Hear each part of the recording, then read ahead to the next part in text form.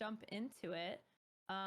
We'll start off by doing some introductions. So, I'm Lowco, and I've been a streamer since 2014, since I graduated college. I started doing variety streaming, and then over the last few years, kind of shifted to doing more industry commentary, analysis, streaming advice, panels, interviews, all that stuff. So, I am the CEO of Streamer Square, and our goal is really to provide educational resources, workshops just like this to creators to help them learn how to stream and learn how to get better at streaming. So that's a little bit about me, my company, and our guest creators in the field that have different areas of expertise, and I'll let them introduce themselves. Vanessa, you can go first. Cool. I will jump right in. Hi, I'm Renessa. I started streaming in the fall of 2013 because I really wanted to get into esports and the esports side. And so I started to stream professional matches and casting Dota 2 games on my channel. And then from there, I moved into still a lot of esports focused games, but more the community side of streaming.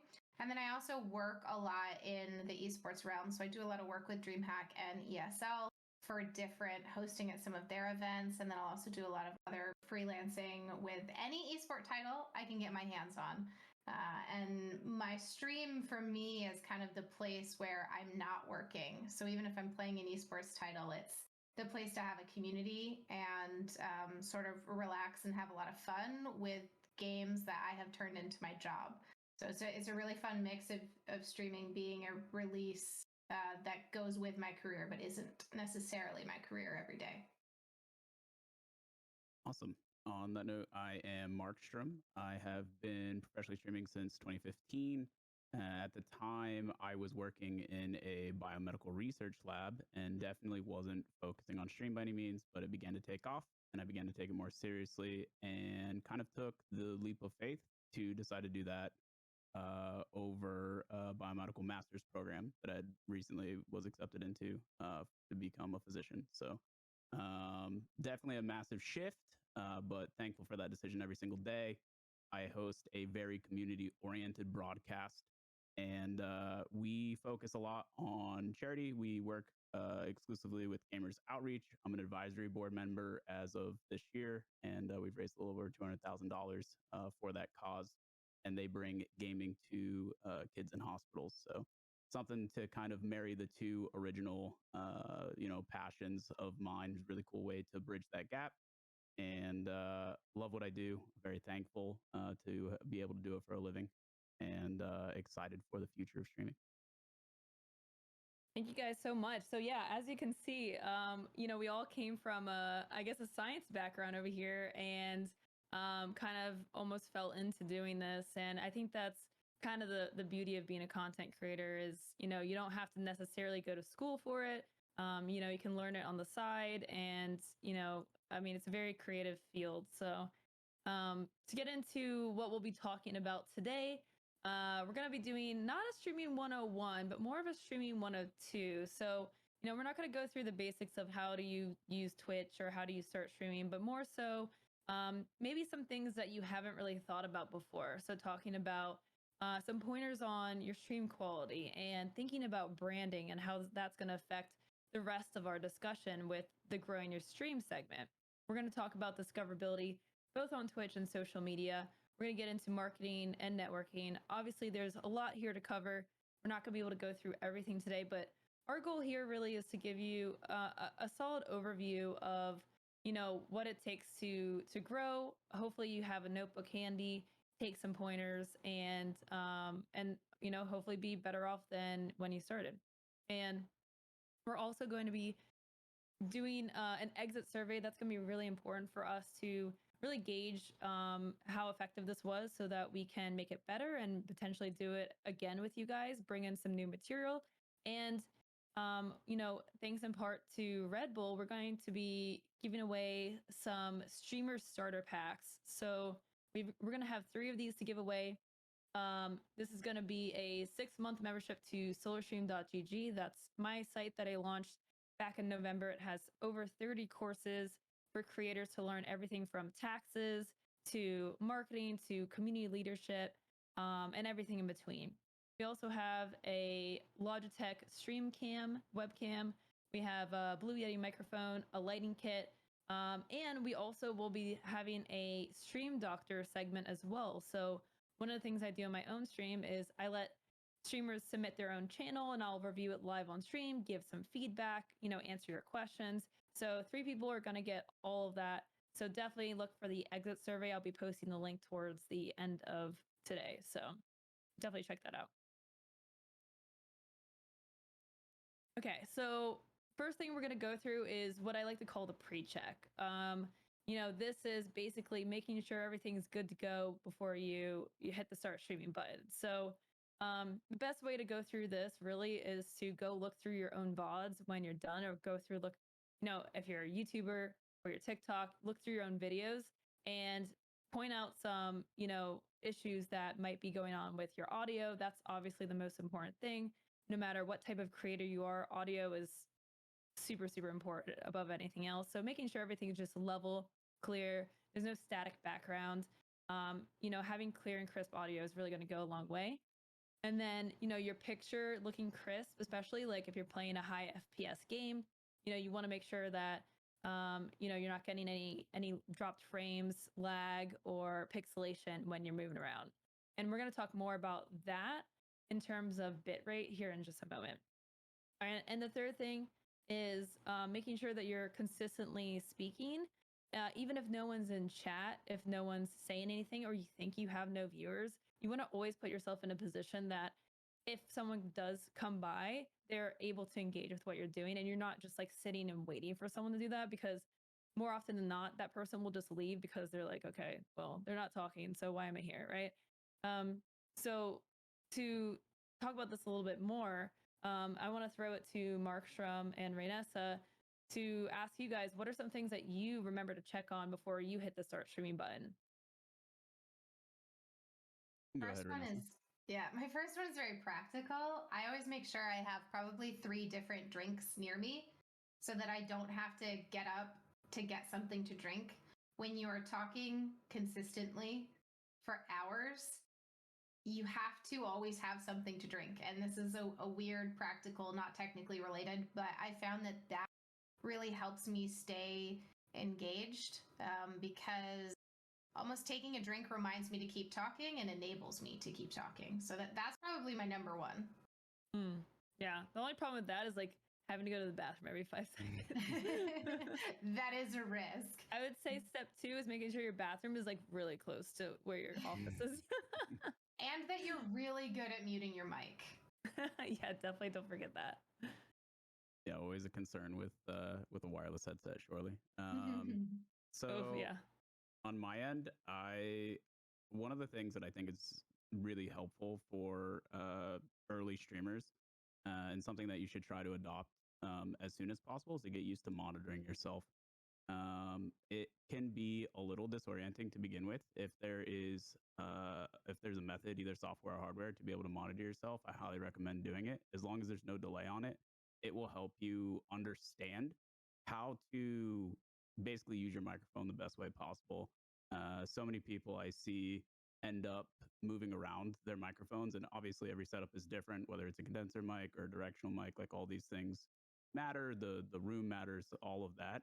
Super important though, just to be able to hear what's coming through in real time.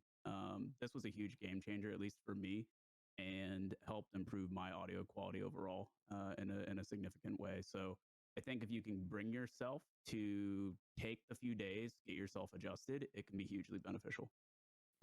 Yeah, I don't know if you guys monitor as well or not. I do. And it's actually something I only started doing with my new mic that I got. And I found that it really helped with voice strain too, which is something that I don't think is ever talked about enough, which is like the fact that as a streamer, you're talking nonstop for hours and hours and hours a day. You're basically like, a teacher, and voice strain is really common with teaching. So, being hydrated, drinking, obviously that's really, really important. But also if you can monitor yourself, you're gonna know like how loud you are, and like you don't have to compensate to hear over your headphones, which is like what my problem was. So definitely really helpful.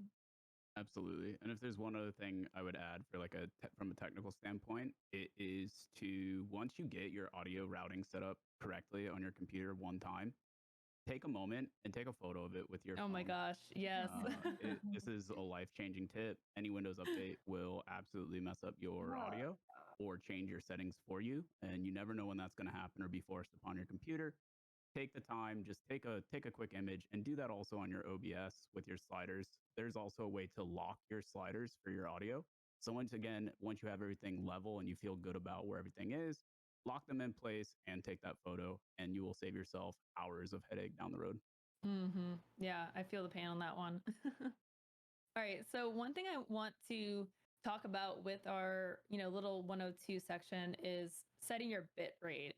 It's a small setting, right? But it's actually like really, really important. And I see a lot of creators, especially, early on, kind of make the mistake of either having a bit rate too high or too low.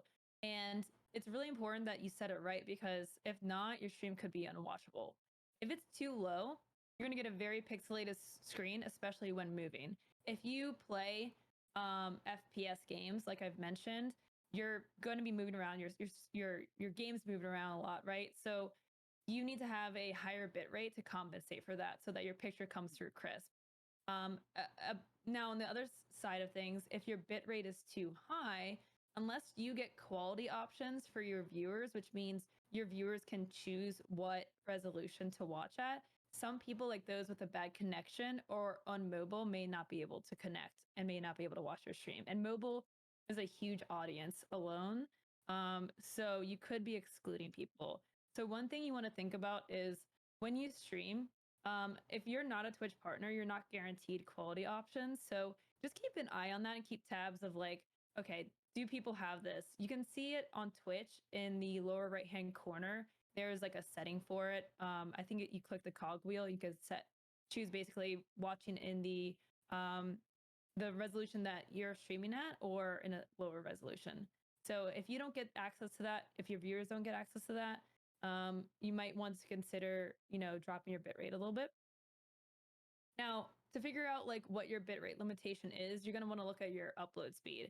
If you have a very low upload, that's going to cap how high you can make your bitrate. And you can't really make your bitrate actually as high as your upload either. It's going to end up being less than that no matter what. So I know that some people, I know a lot of like ISPs don't really like care about upload speed, but it's really important for us. So there are some areas, some ISPs that like will kind of be, limiting on what they'll offer. But ideally, you can make it work with like 10 megabytes per second. And 20 is nice wiggle room there. That's really like all you'll need. And like I said, the busier the game you're playing, the higher bit rate you'll need. So without quality options, a general rule of thumb is you're going to look to stream at around 720p 30 fps. That's a totally watchable stream. No one's going to really complain. You're still going to have a good looking picture. And your bit rate, you're looking at around 3500 kbps. Again, this is general rule of thumb. But this kind of goes into the pre-check. So just something to keep in mind. So the next thing that I want to go over is branding. And branding is really important because without a solid brand, it's going to be really hard to grow because it makes marketing your stream and having viewers stick to your stream be a lot more challenging. And when we talk about branding, we don't necessarily mean you need the most professional graphics, especially if you're like just starting out. There's plenty of resources that have, free graphics to kind of get everything started for you. But really what's important about branding is your identity of what you and your channel are all about. By identifying this, you'll unlock a deeper understanding of who your audience is and who you're trying to reach. And that's really important. We're going to talk more about that today, of understanding your target audience, because you can't just target everyone. Not everyone is going to want to watch a stream. And you have to come to that realization that you can't cater to everyone. So it's much better to really hone in on what your content is, what your vibe is, your energy, the type of games you play. These things will all play into your branding. What are hobbies or topics you talk a lot about? You know, if you're really into Star Wars, then you can make your channel kind of themed around that. If you really like playing, you know, like sim type games, you're probably going to have like a cozy, more mellow vibe.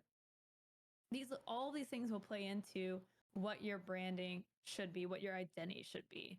And marketing 101, it really is just about making it really evident, as easy as possible for people to understand who you are and what you're doing with your content. The easier you can do that, then the easier you're going to be able to connect with someone that's coming by, because a new person isn't going to spend the time to figure out who you are. They're not going to want to spend the time to, you know, watch hours of your stream and then decide if they want to like you. Like, there's millions of channels, there's literally infinite content to consume. And so you have to do the job of really kind of selling yourself and making it easy for people to understand you. So, throwing it to Markstrom and Renessa, um, how would you describe your brand? Markstrom, we'll start with you. Sure. So my brand is very simple. It's community first and education second. So oftentimes I will put the needs of the community and my interaction with them primary to any kind of gaming. As a result, people don't come and expect like the absolute top tier gameplay all the time. They understand that they are going to be catered to in the form of conversation way sooner than they're going to see me pull off like, you know, top tier play. That being said, I still take the time to discuss at an analytical level, basically like play breakdown, so to speak, and help other people try to improve their game as well. So those are definitely like the two most forward leaning pieces of identity or brand for me in the way that I run my stream. And I try to keep that, like Lowco said, right at the front of everything that I do. That way, people know what they're going to expect on a day-to-day basis. And then for my stream, like in my intro, I play mostly competitive games, and the community is not always the most welcoming in that kind of game, especially if you are not the very stereotype gamer. And the biggest element of my channel is very in your face with the rules that you have to accept, the way that my stream conducts itself, the bot responses that I have. Every single thing is about respecting people, and making a community and a place where people get to be themselves and celebrate their wins without being torn down. So I just am incredibly firm with every single person that they are decent to each other as the primary element of the stream. And this is a really important one to tie into what I said about not your stream will not be for everybody. Not everybody likes getting a lecture about not being rude on Twitch, and I accept that and am very much embrace that those people don't need to be in my stream, and it makes it a much more pleasant place. And then the second part of my brand is I listen to really loud metal music and I yell a lot. And so it's really high energy and zero shame. I will make fun of myself constantly. I want everyone to understand that this is a place where we, as long as everyone is nice to each other, it's got that vibe of siblings. I want everyone to feel like they're siblings, no matter what we're doing. And because it's competitive games and you get angry, I yell a lot. It's loud. We make a lot of jokes about whether or not I actually have a limiter on my mic. I think to just add upon that quickly, it's really important as you begin broadcasting as well to understand that you are building a community from like the moment you begin, and the people that you let into your community, let into your chat regularly, are going to continue to dictate everyone who comes after. They are going to set the standards, so it's important to start early. It's not one of those things that you begin, you know, at like the 20, the 50, the 100 viewer mark. It begins with your first few viewers. And it's really important that they reflect the kind of person that you want there regularly, that you are excited to wake up to and broadcast for and spend time with. Otherwise, you will find yourself in a position where that's not the case, and then all of a sudden you're not enjoying broadcasting. So it's just something to keep in mind. Yeah, I mean, that's a really good point, you know, and it's like, it's almost an unwritten rule. Is like, if someone's not breaking the rules, like, you know, can you ban them, right? Can you do anything? And so what Markstrom says, like, is really important to remember. If someone's making you uncomfortable, don't keep someone around for the sake of like having, you know, one more viewer in your chat, because that one viewer could be driving away viewers, multiple viewers, you know? So, you know, just make sure that you keep in mind what kind of vibe the stream is. And if you cultivate a toxic community, like, you know, that's only going to hurt you. You know, even if you're not toxic yourself, if you let that stuff persist, it will backfire. So I want to talk a little bit about the early hurdles. We're going to talk about each of these sections here of, like, you know, what are some tips and strategies that helped each of us early on in our career. So we'll start with talking about like getting your first viewers. So if Markstrom or Vanessa wants to take that away, feel free. Yeah, I can jump in with my first viewers. I had the benefit of starting in 2013 when the Dota directory had maybe 8 streamers at a time. So when a big streamer ended, there wasn't many places for those viewers to go. So one of my strategies was, if there was a big event or a big streamer, I knew their stream schedule and I started about an hour before they were going to finish. And that was really helpful to just getting random people. But I really pulled my friends in. I was like, listen, open up the stream. I don't care if you're AFK. Give me the viewer numbers. Push me a little higher in the directory. Please just be there. And any of my friends that have started streaming, I will always do that for them, just because going from 0 to 3 can be massive for discoverability, depending on your platform. Definitely. Yeah, that's a great point. I too went with that method. I 100% had all of my closest friends have the stream open. I would link it up when I went live, and this was well before Discord originally. So I would have them.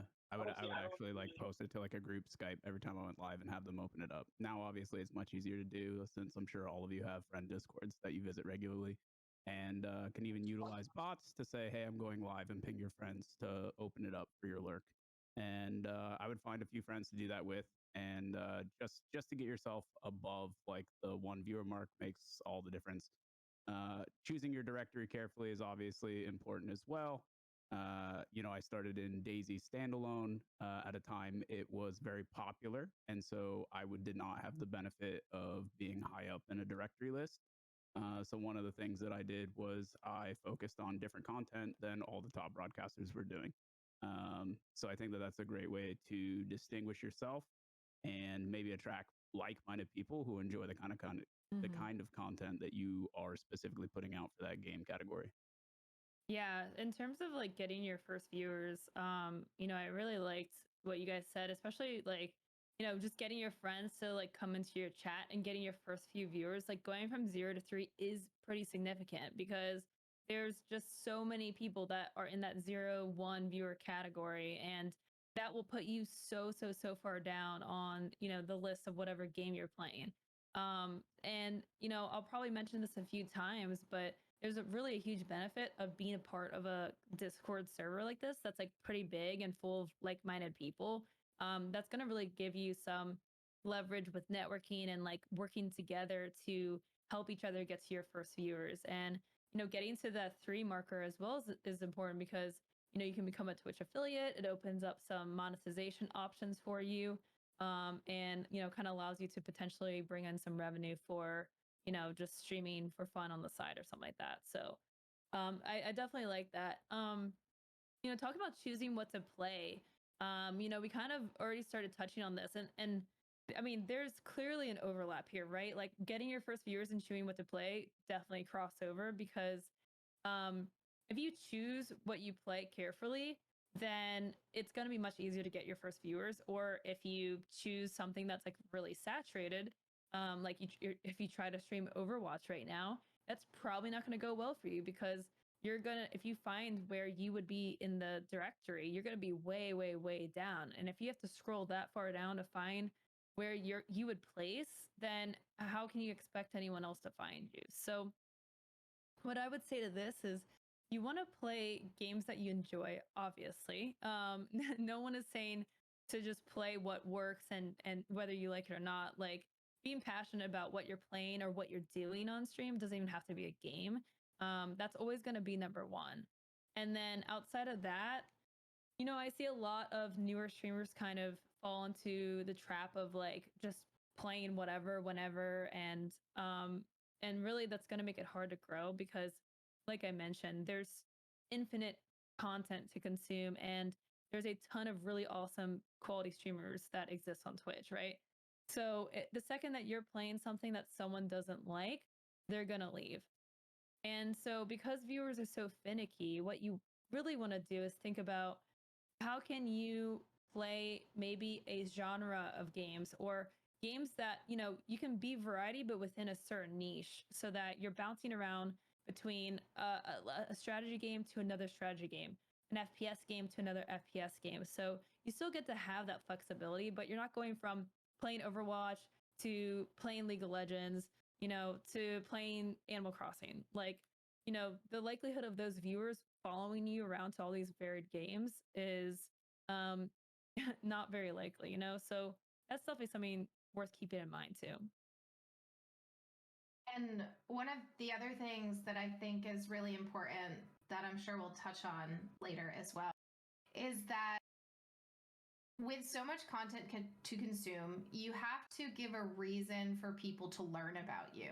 And one of the best ways to do that is to create content on other platforms because social media platforms, Discords, etc., are a good way to get noticed and sort of recruit people to be invested in you so you're not relying solely on directory.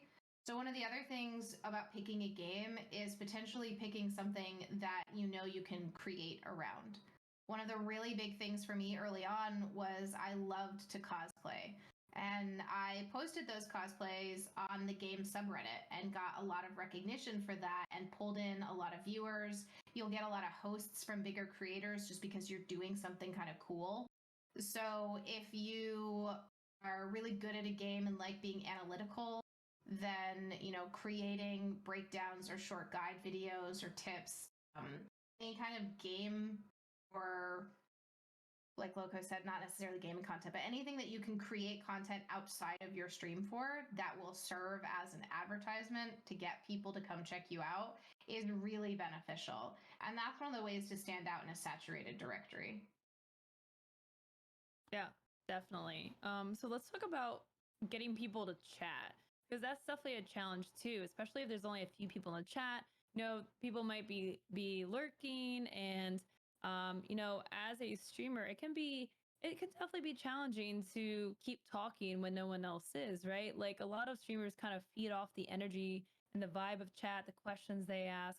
So what do you guys do to help, encourage people to chat and interact with your content?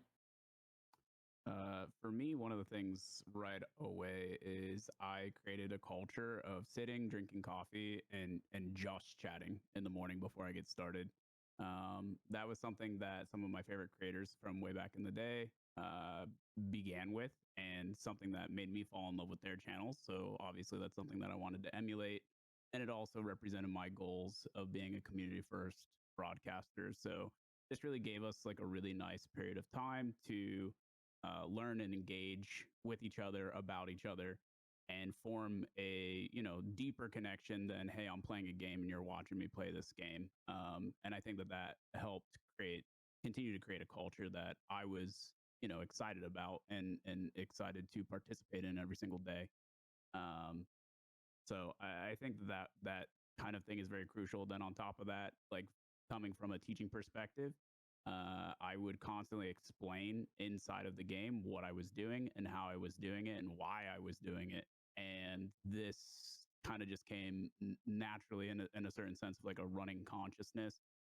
This basically, like Lowco said earlier, this gives somebody the opportunity to latch on to what you're saying. You know, if I'm playing a shooter and I say I'm going over here because I know that this spawns there, all of a sudden somebody who's watching and lurking and not saying anything can be like, hey, I too found that there last week. You know, that's a really great loot location, something along those lines. If they don't have those opportunities, they're not going to participate and they're going to move on. So having that stream of consciousness is huge, and it also inspires people to continue to engage with you. The last thing for me is I use a method of quick voting. This is just like a weird hook that I decided that I really enjoyed to be able to gauge chat's perception on something. So I ask for 1122 all the time. And it can be on like the most random things. And 11 just means that you agree, 22 means that you don't. But one of the greatest things about it, whether chat realizes or not, is it gets them to constantly engage in what's happening and be active in the chat, and also be able to provide their input on and feel like they're a part of the decision making process. And that really, when chat is at a lull, that's a great way to like reinvigorate them. Yeah, I love that. And yeah, I mean, asking easy questions, right? Like, do you like anime? Should pineapple go on pizza? Like, these questions can always be in your back pocket of like, if chat's starting to slow down, or, someone new is here and you can't think of anything to say, maybe have like a little sticky note on your monitor that kind of has like these go-to questions that'll always get people to answer, because it's really easy, and people get wound up about these. So Yeah. Markstrom, I really liked one of the things you said about explaining everything you're doing in the game, because then someone's going to want to speak up and contribute. While I do have very firm no backseating rules in my stream, so many people on Twitch, because of the interaction, they really love to be helpful. So I will ask questions if there's anything about in the game that I'm not sure, or in life, right? Not related to my game at all, just talking about other things. Anything where it seems like someone can help you, right? Like, what upgrade should I do for my PC next? Pick what I'm ordering for dinner. When did this character get changed to this? Who's the lead singer of this band, right? Things that kind of are really easy for someone to answer. People will jump on that because it's a great way for them to get noticed. They get to feel helpful, and it's this really positive interaction.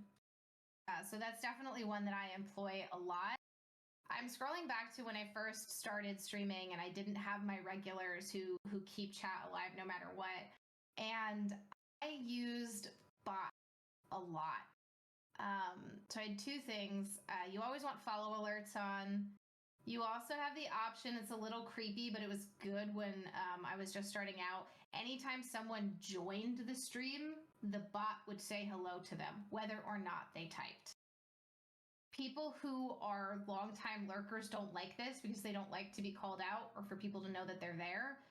But it allows you to greet a lurker immediately and start talking with them. And if they don't want to talk in chat, they just won't.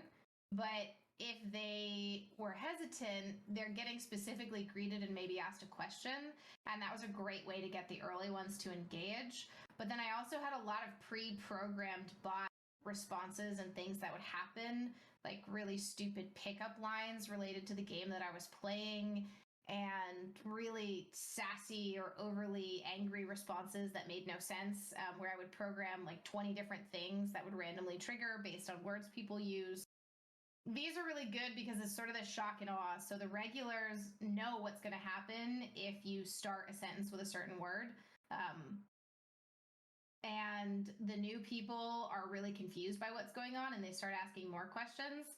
And honestly, the way I have my bot set up is question words trigger bot responses. So the more questions you ask, the more weird responses you get.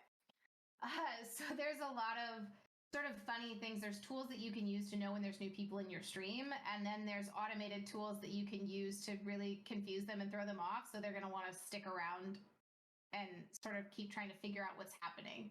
And it's usually pretty entertaining for me as well. So that, helps me stay high energy and keep talking with them too. Also, on the front of bots, I too used a bot quite a bit when I first started. A lot of them were like gambling type things. Like Bot was like was an in chat bot that would keep track of points. Now, of course, channel points exist live on Twitch. It's all integrated and built in. Never been easier to create fun, engaging ways to be able to interact with your community, even outside of chat. It's having things that are like simply predictions or some form of gambling. Totally not encouraging gambling here, but kind of in a harmless way. I think it's really nice. So, like for instance, like in an instance, based survival shooter or something like Escape from Tarkov or the Cycle Frontier, the games that I play, you could potentially do a prediction on whether or not you are going to successfully live throughout the raid or drop or whatever you want to call it. And just giving people, the option of being able to bet, it makes them invested in the outcome.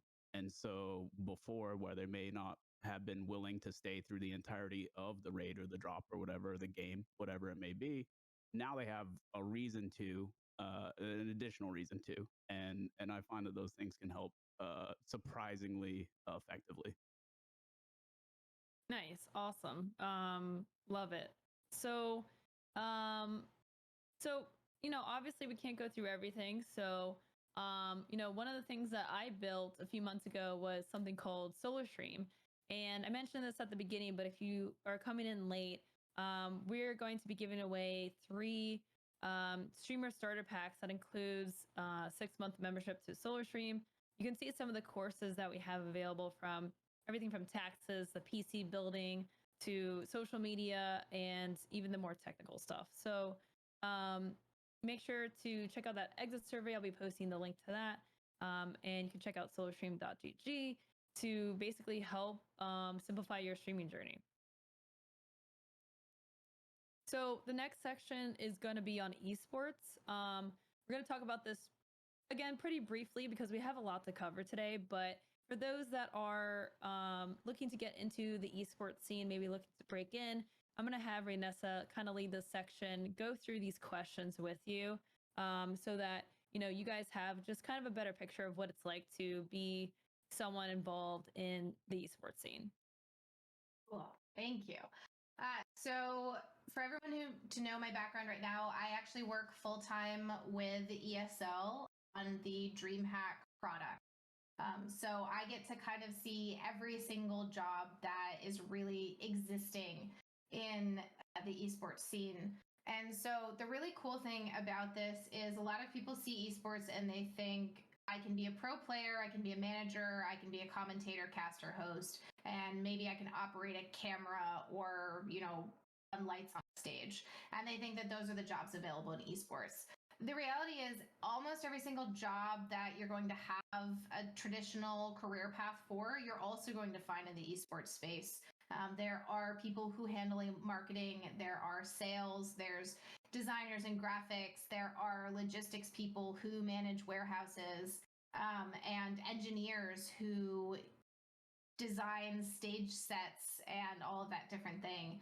So there's a lot of jobs in the esports space, and usually what we end up seeing, like you heard from all of us, is we start out in another industry that's not really related, and we take those skills that we learned and bring them in. So for me, I was in a biochem PhD program in which you are the manager of your own project and your own research, and now I function as a project manager for a lot of different esports related content.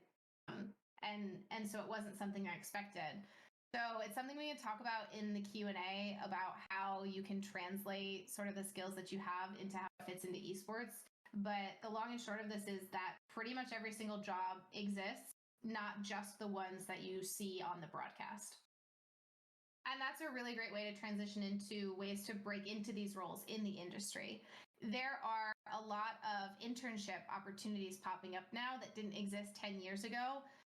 So there's a lot of companies connecting with schools and offering internships to let you explore different career paths within the industry. So that's certainly one avenue. The second avenue is if you are passionate about it, you will gravitate towards it. And doing what you know how to do in that space is a great way to get noticed. Whether this is volunteering at local events that your school is running, or PAX or a dream hack, or like an FGC tournament. These are really great ways to start meeting people and doing the all-important networking. Whether you are in esports or any other career path, everyone is going to tell you that networking ultimately becomes the most important thing that you can do, because people hire people that they know, and they have to know about you in order to hire you. So this is breaking into the industry, comes down to finding internships, the very cliche doing what you're passionate about because it's an easy way to show you know what you're doing, and ultimately taking every single opportunity you can to be involved, to meet the right people, build up your resume, and actually test whether or not the role you're pursuing is something that you enjoy. And this is sort of the pathway that I took, which is why this final question, how does being a streamer or creator cross over into opportunities in esports? Being a creator and a streamer is, again, a really great way to build up that content and get noticed. So for example, if you are absolutely passionate about different statistics that happen with different esports, so you are taking a look at League of Legends and your favorite team is TSM, and you realize that, wow, they always seem to push this turret 12 minutes into the game. And this is something that maybe on your stream, you're going to start pulling up replays of games and breaking down and analyzing this on, the granular level. And that can build into, maybe you end up being a statistician for a League of Legends team, or maybe you end up working for Riot on a league broadcast, providing interesting tidbits of information that the casters and the hosts are going to use to make the broadcast even better. So that's just one example of a way that sort of being visible in the content creation space can be really helpful to help you break into it. On top of that, it just gives you practice. If you want to be a shoutcaster, streaming and shoutcasting your friends' matches or replays that people submit is an amazing way to practice and build up a show reel, so that when you see there's an opportunity that someone is looking for new casters to try out, you immediately have a show reel that you can send to them and say, hey, this is what I do. These are my talents, right? And then the last one that I think ties into everything else is that maybe you just get noticed because you're streaming and somebody really likes your stream and they say, hey, have you ever considered doing this in this game? And again, that comes down to the networking. Yeah, I'm gonna keep saying it, but yeah, those are the basics. Esports is a smaller space than you realize, and sometimes you meet the right people way faster than you would have expected. Yes, I want to say definitely. really quick that that's excellent advice. That exact same scenario occurred that Renessa just broke down. I was doing just community games, shoutcasting for PUBG back in the day. And as a result, I ended up hosting PUBG Online on the front page of Twitch for months. And you just never know when those kinds of opportunities are going to present themselves. So if you're passionate about it, definitely start doing it in any capacity that you can. For sure. Yeah, there's definitely a lot of crossover with being a creator, being a streamer, and wanting to get into esports. So nice.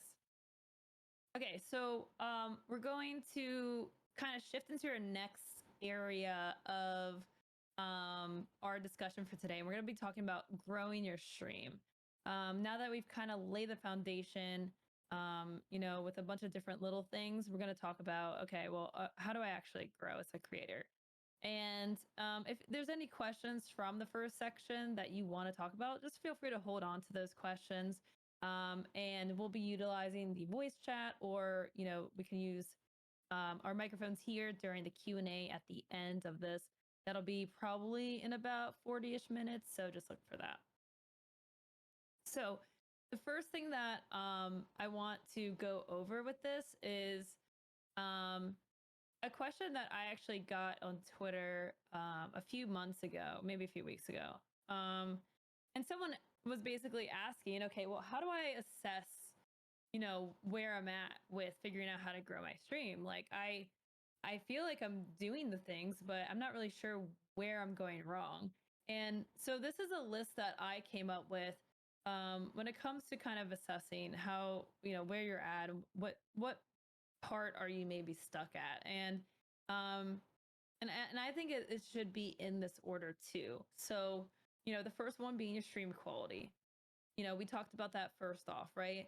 Second, branding and identity development. We talked about that second. The third thing is content and game selection, choosing the right games, choosing the right content, and moving between the right ones, making smart choices based on how saturated a category is. After that, you want to work on your marketing strategy. Like, who's your target audience? How are you reaching those people? And that's going to be utilizing methods of discoverability, which we're about to talk about. And, basically just kind of putting your content out there on other platforms too. So the fifth one is networking efforts. You're going to hear that word a lot, but that's also really important, as we've explained a few times. So let's talk about discoverability on Twitch first and foremost. As a streamer, you're probably looking to stream on Twitch. So that's kind of going to be our focus here. And then we'll kind of expand out to talking about a couple other social media platforms that you might be using. So the first question that I have for our panelists here is, what are some things that you think about when starting up a stream on Twitch in order to maximize discoverability? I know I mentioned this one before, but timing is really important if you have that flexibility in your schedule. For instance, if there's a large event going on, you want to be streaming when it's done because those viewers kind of need somewhere to go. If there is a massive creator who dominates a directory, you probably want to try and stream not when they're live. Because a lot of people might just gravitate to that creator instead of scrolling through to find someone new to watch. So timing is really important. And then the next thing that I will pay attention to is when a game launches, a lot of the big creators are playing it. But then a week later, sometimes they're all still playing it. Sometimes they've all left and there's no audience left in that directory. And sometimes the big creators have left and then there's this new crop of people in that directory that show you that there's sort of this loyal viewing audience for the game. And those are the games I really try and find. Lost Ark is a good recent example of this. There ended up being a really solid loyal viewer base in that category that didn't go away when the big streamers stopped playing after the first couple of days. So those are sort of the three things that I think about. And a lot of that all comes down to timing. It's interesting. I kind of take a opposite approach to an extent. I find that it is really beneficial to basically inject yourself into people's schedules. And the best way to do that is through consistency, meaning like getting started at the same time and have your audience like know. So I find that that's a bit difficult when you're like jumping around. But absolutely both strategies work. And when the timing works out, it's the difference is magnificent, right? Like when you are alive, when an event ends, like Renessa mentioned. That being said, it really just depends on what your goals are, what you're trying to accomplish. Again, like I try to lead my broadcast in a very like lifestyle sense, meaning that I think getting started at the same time every day and like having like that kind of structure not only allows me to live a life that's like pretty balanced and be able to get my full stream in, get the additional work things in, to be able to work out, spend time with my family, be able to do all that in a single day, every single day consistently. That leads to a lot of longevity if you plan on that in the space. But also it allows me to preach those kinds of things to my community and bring in more like-minded individuals. So I find that that is super beneficial. But one thing that I do utilize as far as timing is to push the extra content that I'm putting out on the side on other social media platforms at times when I am live, and to be able to disperse that throughout the day. in a way that it allows my audience to not only realize, hey, I'm live at this time, but also, hey, I can come to expect this at the same time every single day. Hey, these are spread in a way where I have a solid flow of content throughout the day from this creator that I'm definitely not going to forget about or fall out of, my general schedule as a result. Like you're always going to be on their mind in a certain sense. Yeah, I think that's definitely a good point. Do you guys think about things like your title or the tag system at all? For me, it depends on the day and how much energy I have. I too find tags can be a bit tedious sometimes. I don't typically use the tag system extensively. And then I typically use title to do a couple things. It's usually like outline the basis of what we have going on that day, like the plan, so that people can know what to expect when they tune in. And then also promote things that are important for new viewers, like, hey, we have this YouTube content for additional content that you can be checking out regularly. I try to plug that kind of thing in the title as well. Yeah, I think that like the tag system, the Twitch tag system is one of those things that because it does exist, you might as well use it. And one interesting thing that I don't know how many people realize is in your channel dashboard analytics, you can actually see what percentage of people find you through a certain tag compared to the other tags that you have. So it's not the most in-depth stat, but it's enough where you can kind of leverage that and say, okay, what are my most used stats? Or tags, let's keep using those and then keep shuffling around maybe some of the other ones that aren't as popular and see if you can, get more clicks on those, right? It's one of those things where it's like, okay, well, it can provide some value, you might as well use it. And kind of play around with, what tags are getting people in. So yeah, for me, a lot of people like the educational tag or the gaming news tag that I use. So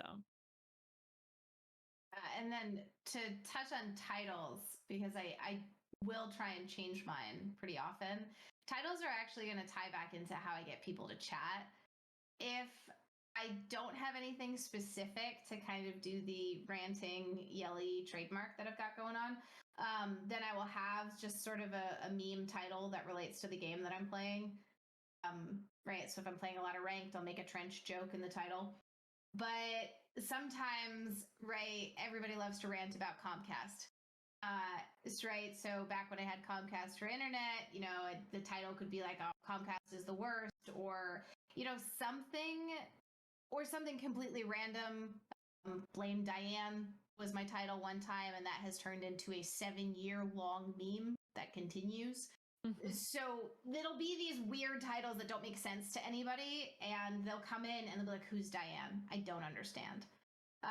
And that's actually a great way to get people to chat, and it's a great way to get them to click, because then they're scrolling, they're reading titles, and they're confused, and so they will click and they'll be like, "What is going on?" So that can also be helpful. Nice. Yeah. What are some ways that you go about figuring out what you're going to stream on a given day? Like, how do you figure out, are you going to play the same game you always play? Is it something different? Like, how do you plan out your content? I'll start. So for me, I typically, like Lowco had mentioned earlier, stick to a particular genre for the most part. It's survival shooters or looter shooters or, whatever you want to call it, shooters in general. I do a decent amount of variety. Like I'll play over 100 titles on stream in a year.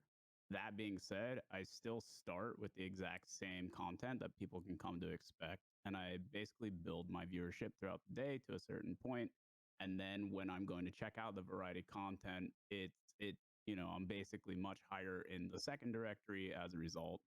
And this helps bring in new faces from that directory and makes it a positive experience rather than a potentially negative one had I started out in that new games directory at that point. So the little things like that definitely make all the difference. Planning ahead, keeping an eye on when games are coming out that I'm interested in, and I'm sure as we'll talk more about networking soon, it's recognizing who is going to be working with those games, basically forging the relationships that are necessary to make sure that I, as a career broadcaster, have access to those games, at the earliest possible point, so I can establish a foothold in said directory. I really like the point that you made about, even if you are going to play something different that day, you still start with the same game that you're known for. Because what you'll find when you're getting some actual growth on your stream, it's usually like one game that you're playing that's like you've hit it right. You're hitting it at the right time. It's the right window, and everything's working out, and you're finally getting some momentum. And so your response is to dig in and keep playing that game as much as you can to kind of extract all the value out of that game before that hype dies. Eventually, you are going to have to branch out because you're either going to get sick of that game or the category is going to die off. And you definitely want to start thinking about that before that happens, right?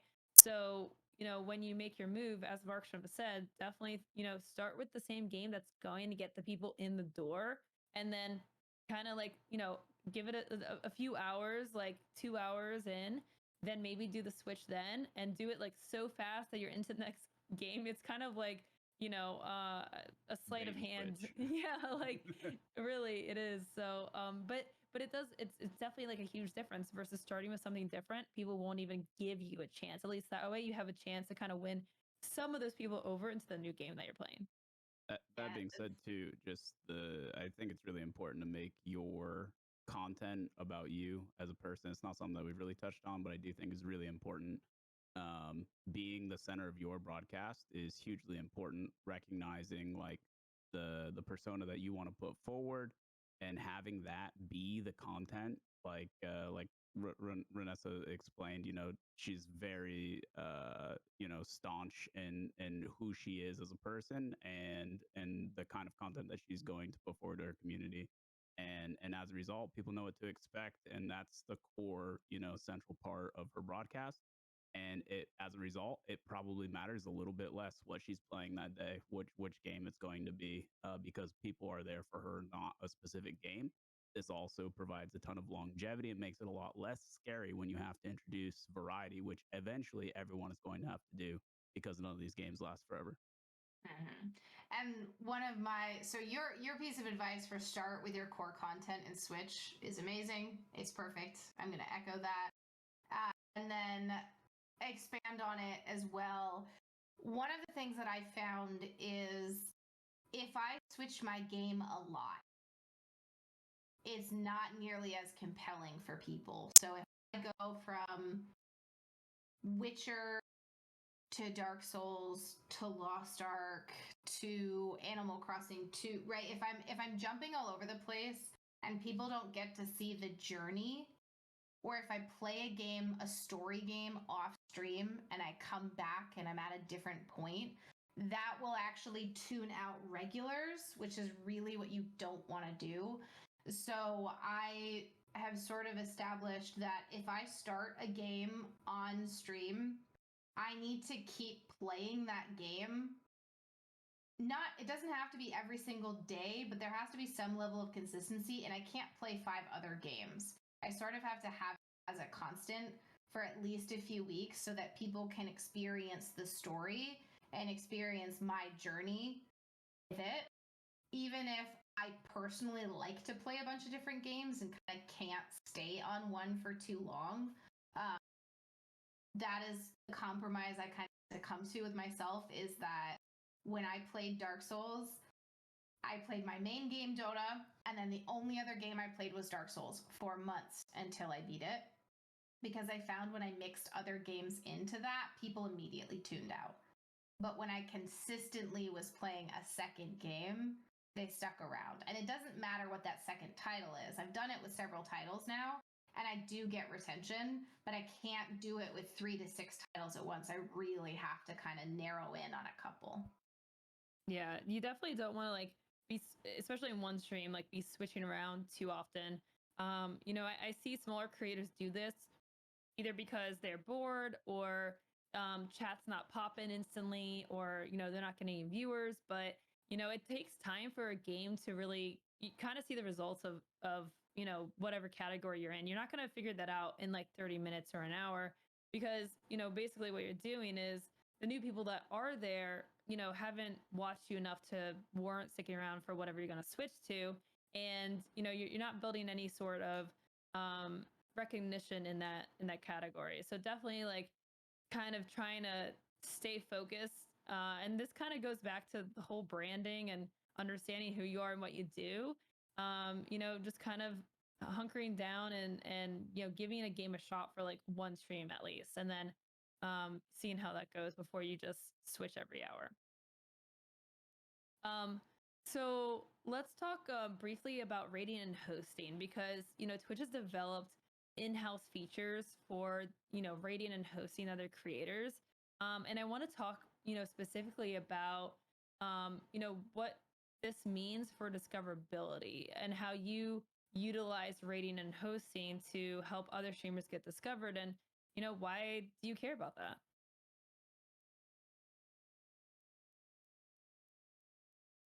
I use my auto host for the most part. I have a selection of streamers that whenever they are live, I want to make sure that my channel is hosting them.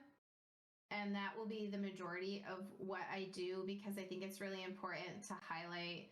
For me, it's other women in the Dota 2 space is my entire list of auto host streamers, because I think that our communities all really get along well with each other and we can really help and support each other.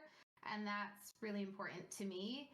And then the other thing that I will do with raids and hosts is oftentimes it's people that I have some level of relationship with, but I'm not super close to. And I think those raids and hosts are sort of a great way to continue to build that relationship, and, potentially become a little closer, maybe collab down the line or working together at an event. It happens a lot. And almost not even intentionally, I'll just look at my following list. I'll see someone, I'll be like, oh, that's a cool person. I wish I knew them a little bit better. And I will host them because I'm super introverted. And that gives me a really good way to kind of just come and talk to them with sort of the support of my community. And it helps me sort of build up that networking, but like friend networking rather than business networking. Yeah, that's really great advice, especially for those that aren't as extroverted to, kind of build some relationships that way. So that's great. Markstrom, did you want to add anything about rating and hosting before we move on? Yeah, absolutely. Just briefly, I'm definitely one to roll the dice. You never know what you're going to get with a raid or a host at the end. I try to make sure that it's a part of my community's, culture to participate, at least say what's up, try to make somebody's day. We drop, just like a couple of emotes, and I try to like make it like non-invasive to an extent, at least as non-invasive as a host can be. Just something like to liven up their chat, and hopefully provide them with potentially a better day broadcasting is really the main goal. Typically do this basically in a directory that I'm already in. I don't try to cross-pollinate directories, just because your viewers are less likely to stick around and say what's up in a completely different directory than they were already viewing in. So I try to do this. It also helps you, that broadcaster is now going to know, hey, this person is, streaming this game. That's cool. Maybe I'll check them out and return the favor. You never know. That being said, I typically always try to do this to smaller broadcasts. I think that's typically like the what's the word I'm looking for? The unwritten rule, so to speak. It's part of Twitch culture. Typically, I'll find a broadcaster about half the size of whatever I'm at that day, and typically roll with that, or even smaller necessarily. And just to give them an opportunity, put some eyes on their channel, and again, hopefully make their day. Really, the way that I utilize it for the most part. Nice. So we're going to talk briefly about discoverability on social media. Obviously, this could seriously be its own workshop, because there's so many platforms and there's so many different strategies. So we'll kind of use this section to give you a little bit of an overview of like general strategies, and especially with whatever our strengths are with whatever platforms we use the most, and then we'll kind of tie into some of the questions that you guys have, because I know I see two totally relevant ones for the section. So to start us off, like, what social platforms, we'll start with Markstrom this time, what social media platforms do you use the most, and what do you use the least, and why? Sure. So right now, I am all about the short form content. I think that's the new wave. But I'm all about paring down big content to small and doing that in a succinct manner. And I think that that is one of your best ways forward as aspiring casters. Is you already have a phenomenal piece of long form content, and that is your broadcast. Being able to take that and paring it down to a YouTube video to be able to put on YouTube, and then paring that down into individual clips and highlights from that video to be able to disperse on the three major short platforms, which for me are YouTube Shorts, Instagram Reels, and TikTok. Being able to do that regularly is going to give you the probably the best bang for your buck presence wise on social media, and potentially the best returns, and being able to just take the exact same short video. It's not like you're making three different videos here, but being able to take that short and place it on all three is huge. um, that's really time saving, and has delivered some really phenomenal results for my channel. And it's not something that I've always done. I think if you ask any broadcaster what they've done wrong over the years, for someone that's been doing it as long as we have, the first thing that they will typically tell you is they didn't start doing YouTube or other platform stuff soon enough. They always regret that. Mm-hmm. And it's definitely a regret of mine. That being said, it's something that I take very seriously now. And as a full time broadcaster, I'm in a position to be able to. I have people who do that for me, and we work as a team collaboratively, week in and Right. week out. And but as far as people that are just getting started, it doesn't have to be this huge production. You can absolutely take it stepwise and learn as you go. There's nothing wrong with it. I think being a part of that journey and understanding that, it's best when you work towards being able to put that kind of content out yourself, and learning every step of the way to be able to do that is it's important. Not, you can't just go from, hey, I have this content, to, hey, now I'm going to pay an editor to do this for me. I think it's really important to go through it yourself so that you understand, it will give you a better understanding of your content and the kind of content that you want to put forward, because this is going to be the stuff that puts you in the best light possible always. And figuring out what that is and what people react to, and doing it all yourself, is going to give you the best feedback so that what's going to be worthwhile to put out there. Mm. Um, I think just even taking clips and being able to utilize them, there's a lot of free tools that are super accessible these days. I wish I had the name of this one. I will find it, and I will put it in the chat here in a moment. But one of my editors doesn't have the ability to use editing software. Not necessarily an editor, but he works on the social media side of things. So if he posts one of these short form pieces of content, all he has to do is he takes a Twitch clip, he puts the link in, he hits a button, and it spits out the vertical form video of that exact clip. He can trim the edges of it, and boom. Now you have a short that you can put on all three of these social medias that are hugely important. You can put it on Twitter as well. Like, the vertical video will be fine on Twitter. So, Mm-hmm. um, Yeah. I think it's called really, really good. Streamladder is one of those. Streamladder.com. Potentially, yeah. Um, yeah, go ahead.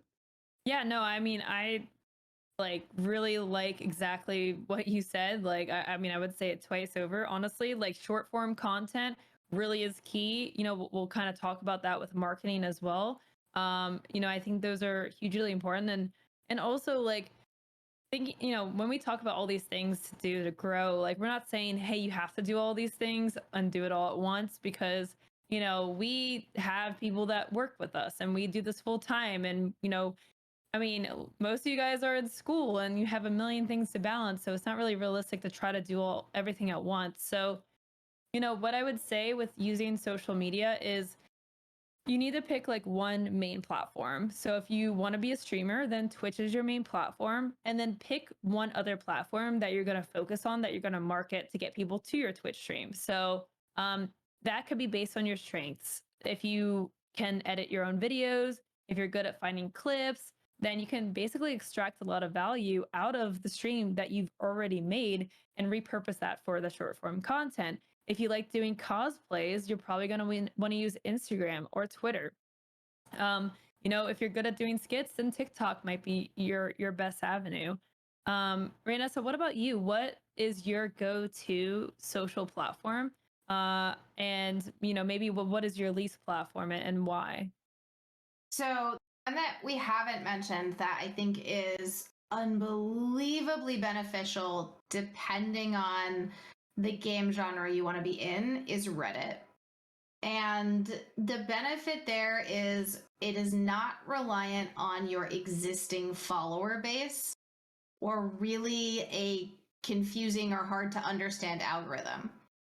So finding a specific subreddit to the game that you are playing or to a community that you are going to connect with and participating, contributing, and creating for that subreddit can get you tens or hundreds of thousands of eyeballs that you would never get on a platform like Instagram or TikTok unless you're going super viral and, hundreds of that, like 1,000 something people are sharing your content, which isn't really realistic, especially when you're starting out.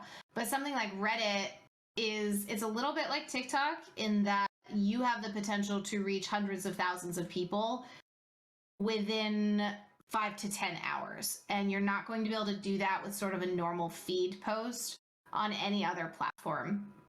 But that is very game specific. And that's probably where I come from the esports angle, that esports subreddits are incredibly active and a great place to be posting and be a part of in order to grow your channel if you're going to play a competitive title.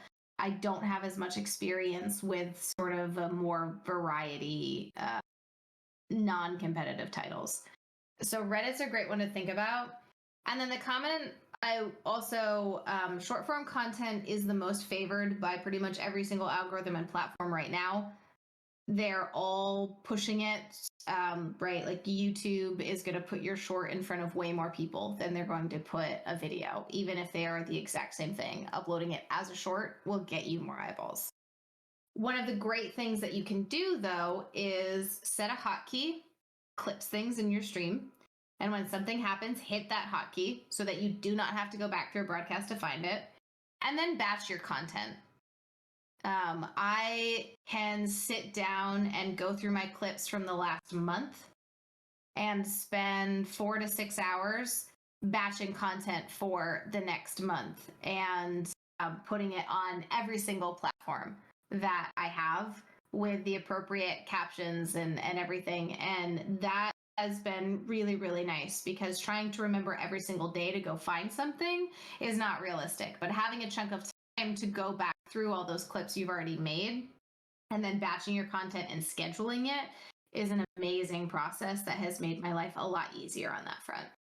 That's an excellent point, especially for broadcasters that aren't going to have a ton of viewers to just clip all their best moments for them. You obviously don't want to have to revisit your broadcast to find that.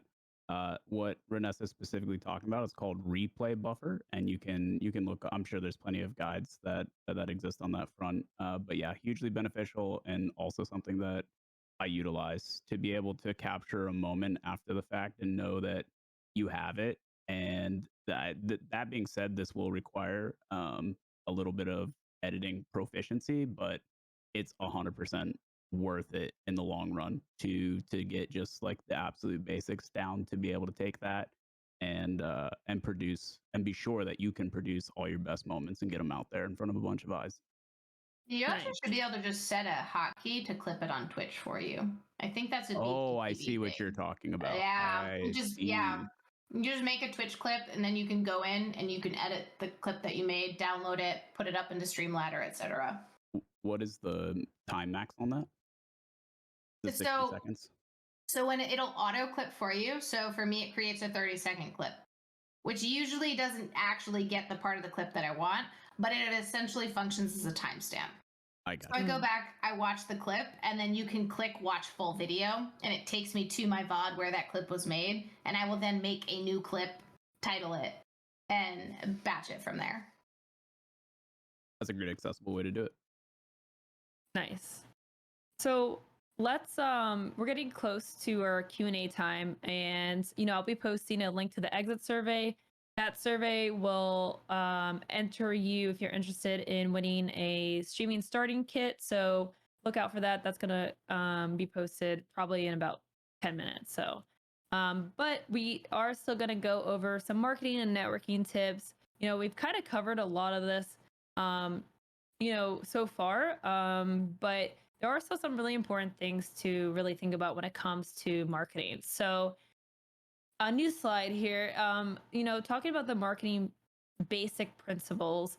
It's all about promoting your brand or stream in the right way. So making sure not to burn bridges or stepping on your fellow creators' toes. So, not going around and like posting your Twitch link everywhere that you can. That's not effective marketing. You're not convincing anyone to go and click your stream. And especially when you're doing it at the expense of someone else, you're only doing more harm to yourself than good. Using strategies that are proven to be effective. This is all about working smarter, not harder.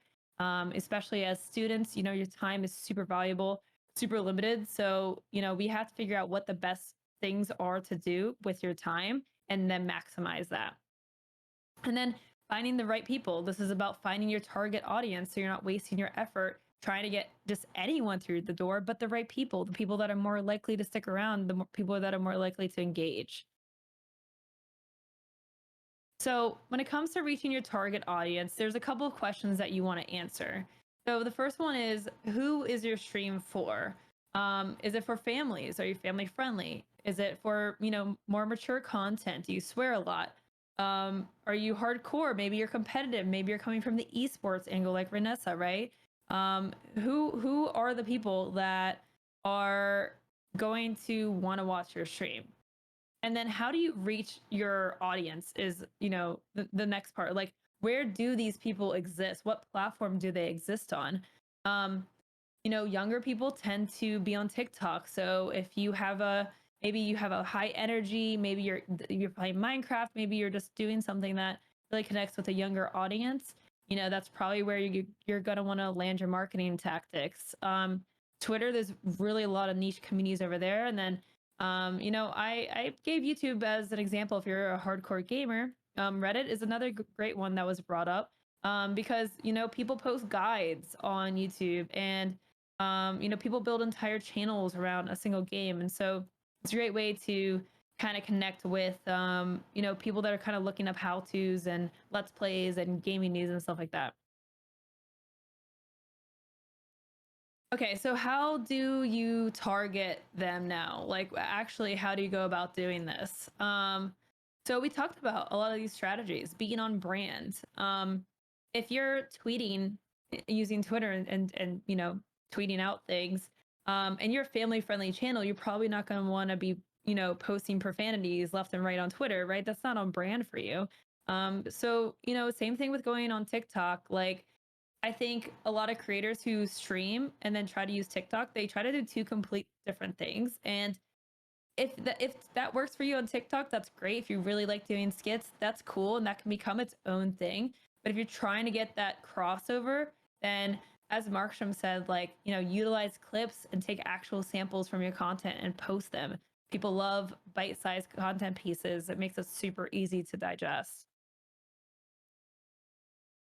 Okay, so then how do you appeal to these people? This is going to be different for each platform, right? So Twitch, we talked about tags, we talked about titles.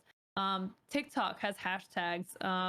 Other platforms like Twitter do have a hashtag system, but weirdly enough, they actually can tend to lower engagement. That's kind of changed with Twitter over the years, and obviously the platform algorithms change all the time, but hashtags can be really helpful on TikTok right now. Twitter really, instead of hashtags, it's really just about using keywords. So if you are a Dark Souls streamer, then when you tweet and you're tweeting about Dark Souls, make sure you include those words because people will follow certain topics that they like and they'll be shown tweets. So for me, my content is all about doing streaming news. I talk about the industry a lot. So I make sure to use the word Twitch when I tweet about these things, about my opinions, because I know that there is a topic for Twitch and that will more likely serve my tweet to the right people. So some of the bad practices here, I kind of mentioned this, but basically this is marketing in the wrong way. It's lazy marketing, low effort, and you're gonna get a really low return too. So this is working harder and not smarter for sure. Spamming your link in other channels or just going around messaging people, or even just tweeting out your stream without any context or description. Like you really have to describe what your content's about, why people should click. Like people aren't just going to click your link because it's a link, right? Like what is the content that you're doing? Include a clip of your stream. That's a great way to be like, hey, I'm live. This is what we're doing today. This is the game we're playing, and attach as a clip of like maybe what happened the day before that. So, just make sure you're not kind of wasting time doing these bad practices. So, getting into networking here. Networking is basically superficial interactions simply to gain something from someone. Okay. I was just seeing if anyone was sleeping. That is not what you're going to do. Networking has a very, I think, can have a very negative connotation. It kind of comes off as overly formal and like exactly what I described right here. That's not actually what networking is. So, what is networking? It's basically relationship building, connecting with fellow creators, game devs, Twitch staff, and other industry folk. And networking can be helpful in a lot of different ways. So you can use it to collaborate with other creators. You can expand your reach by becoming recognized in other communities. It can help you receive game codes or early access, and that can really be a huge leverage to, you getting more viewers. If you get access to the drop system, that's really big on Overwatch right now. That's a great example. It can also help you find an in with your streaming platform. So if you can connect with, Twitch staff or someone at YouTube, then maybe they can help you out. Maybe they can, give you some advice or connect you to someone that will give you an opportunity. And that goes into the last point, like can help you land sponsorships. Even as a smaller creator, you don't have to be the biggest streamer to get sponsored opportunities. So, networking is really, really powerful. And, this Discord right here is a great example of a really great place to kind of get started with that. And I'm sure you guys already have, some relationships built within this Discord itself. So the golden rule when it comes to networking is really being genuine and authentic. This is something that I could say over and over and over again. It's really so important to kind of come across as an approachable person and not just, hey, I need you for something, because people can really sniff that out. You can tell when someone is engaging for the sake of either maybe you're blowing up and they want something from you, or they saw you get a sponsorship and now they want to hang out with you, or they offer to play games but then they never actually follow through. So again, networking kind of has that kind of formal term to it, that formal taste, I guess, but it really is about being genuine to each other, because you don't know where people are going to end up. Even if someone's small, don't treat them like they're less or something. Okay, so who do you network with? Best people to network with are going to be creators around your size, and people creating similar content. These are the people that are more likely to engage with you, and they're more approachable, right? If you message, Lyric, who gets 20,000 viewers a stream, you're like, hey, let's game. He's probably not going to respond to you. So try to reach out to people that are at the same stage of their journey as you, those people are probably going to look to work with other people and try to find people that play the same game or have the same vibe as you. And in terms of, companies and brands, you're really going to look for companies that create products that you already love and want to work with. Don't just like, I don't know, try to land a sponsorship with a company just because you want a sponsorship and you want to say that you're sponsored. Like, try to find those companies that you're really passionate about already, because companies love that. They're going to want to click with you. They're going to want to connect with you. They might not work with you off the bat, but again, if we go back to being genuine and authentic through your relationship with whoever's working at, let's say, Elgato or Red Bull, they're going to, over time, get to know you, and that could open you up for opportunity. Same thing goes for community managers, game companies, PR folks. These are people that can give you early access to games, drops, first looks at things. I'm sure Markstrom has some experience with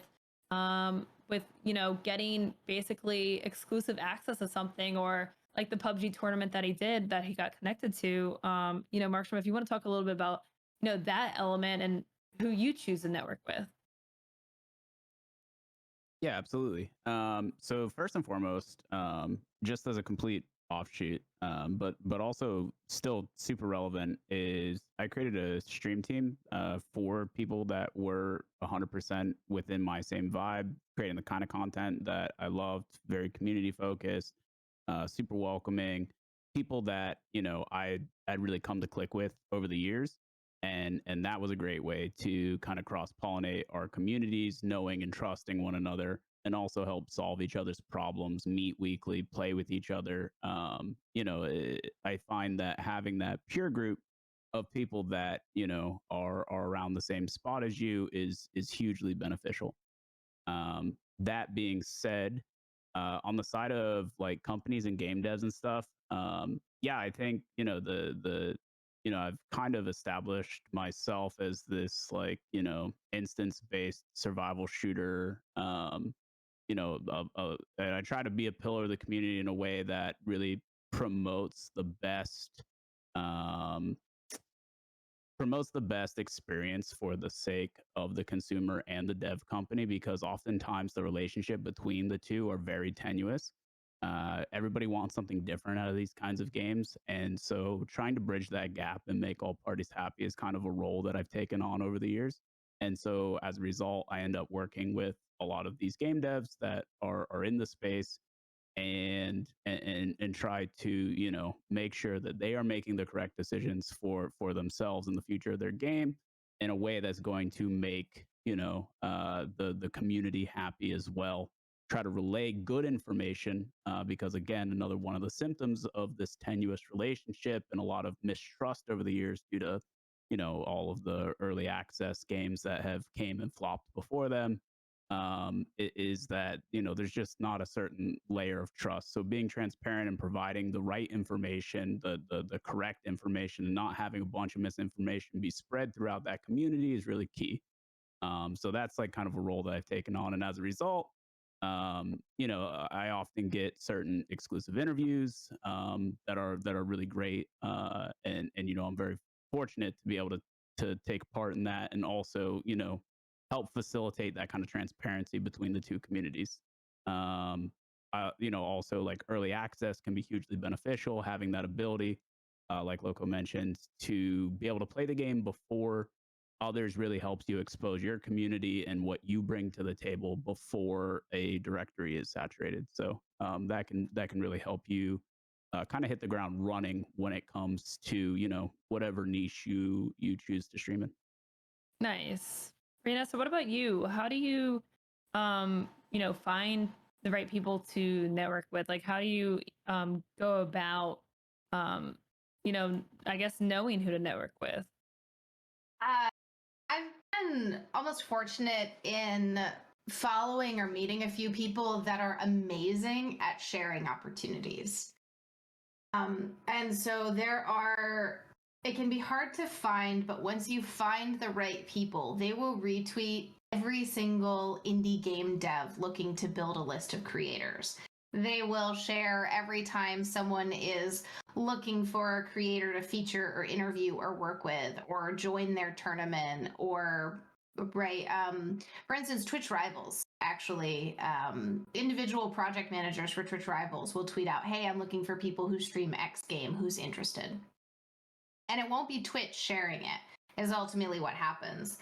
So if you notice that things keep showing up in your feed from certain accounts, those can be really good to follow because they're just the kind of person who likes to share opportunities. And that has been really huge for me to find things to join in on. I've definitely gotten a lot of early game access by sort of just keeping an eye out for those tweets, because a lot of people don't have the time to dig through Twitch and find contact info for everybody. And I'm going to put a quick side tangent right here that is so important. Please list a contact email everywhere. Yes. Please. Because sometimes people are desperately looking for someone. They find you and they have no way to message you. But that's a side thing. So for me, it's really been about sort of finding things on usually Twitter that I want to engage with. And then importantly, having media ready to show that I am a good fit for the opportunity. I think I have 15 different demo reels sitting in a folder that are created for different things that I am ready to reply with, depending on the opportunity. So for me, it's just super heavy Twitter, finding those power users that show the opportunities and then being prepared. Saying, "Hey, I'm interested," isn't nearly as compelling as saying, "Wow, I really love this opportunity because my brand is X, Y, and Z. Here's a demonstration." Yeah, and I can definitely attest to this because when I was looking for, someone for this position to talk with, especially from an esports background, Rainessa responded and attached a reel, and I was like, wow, like totally blown away. It was like totally prepared to, make me learn about who she is because I didn't know her at the time, right? I didn't know anything about her, and it's a really great way to kind of put your resume out there in a way that really stands out. And that's how she got this. So it definitely works. So then talking about networking methods, we kind of talked about some of these already, but spending time in fellow streamers channels, that can be tough because you may not have all the time in the world. But even if you can come by someone you like, say hi, chat for a few minutes, maybe lurk and maybe chat here and there, but that can really help build relationships. Like Rainessa mentioned, hosting and rating can really help to strengthen relationships with creators who maybe you don't have the time to chat with or hang out with all the time. That's just a nice way to send them the love and let them know you're checking in with them. Engaging on Twitter, again, like Vanessa mentioned, like Twitter is a great way to network. It's probably one of the best social platforms to do networking because you can communicate with almost anyone and have conversations and kind of build up a rapport. And collaborations are another great method for networking. So, these don't have to be online or on stream. It just doing events together, playing games together, putting on, when Among Us was popular, that was a great collaborative game that you saw people like Corpse Husband like completely blow up because they were just playing games with some of the top creators around. So that can definitely help as well. And then checking in and just making sure you're checking in with people you care about and just following up every now and then. It's really easy for time to escape us, but if you can check in with the people that you want to work with, or people that you just haven't seen in a while, because we're kind of in an online world that's slowly opening up, it's a great way to just keep those relationships top of mind. So then this is our last thing that I want to go over here, and then we'll get to questions. So if you have any questions and you don't plan on using your microphone, you can start throwing them in the voice chat text channel. Otherwise, we'll kind of give you guys a space to ask your questions and talk with us, for the next 20 minutes about, where you're at, or, anything that we can answer in this time. So, talking about networking places here in Discord, great example. You guys already have a great networking avenue. Good job. You're doing the thing.